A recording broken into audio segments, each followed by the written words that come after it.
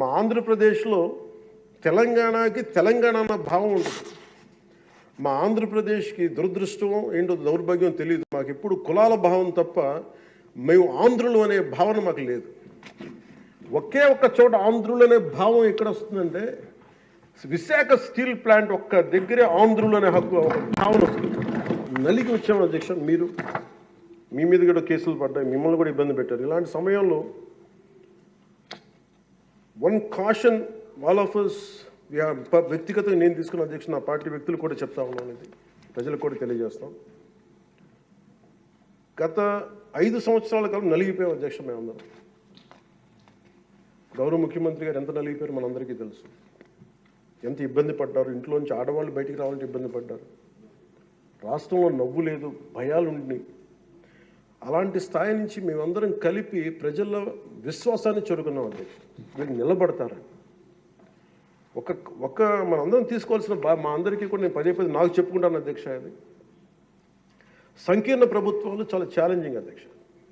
ఒక పార్టీ అయితే ఇబ్బంది లేదు, కానీ మన అదృష్టమో ఏదో దురదృష్టం తెలియదు, కానీ సంకీర్ణ ప్రభుత్వం వచ్చింది మనది.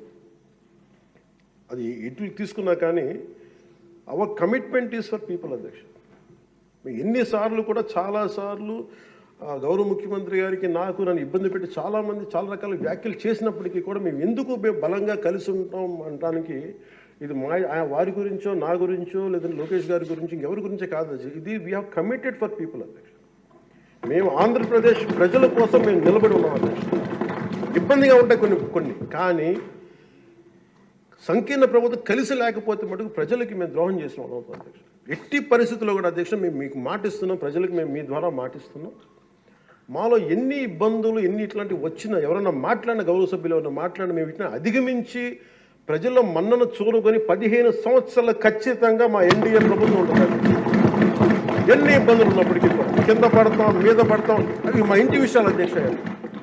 అవి మన ఇంటి విషయాలు, అవన్నీ మన ఎన్డీఏ కూటమి విషయాలు, మన కుటుంబ విషయాలు. కింద పడతాం, మీద పడతాం, ఒక మాట అనొచ్చు, ఇంకోటి అనొచ్చు, నాకు ఏం అభ్యంతరం. కానీ ఇంకొకసారి మటుకు గవర్నర్ గారికి గౌరవం ఇవ్వని వ్యక్తుల పార్టీ మటుకు ఈ సభలో అడుగు పెట్టకూడదు. వాళ్ళకి ఇప్పుడు అధికారం రాదు. దీంట్లో మనం ప్రజాస్వామ్యం కేవలం ఎన్నికల విజయాలతో పరిపూర్ణం కాదు అధ్యక్ష. మంచి పరిపాలన అందించాలంటే జవాబుదారీతనంతో కూడిన చర్చలు అవసరం అధ్యక్ష.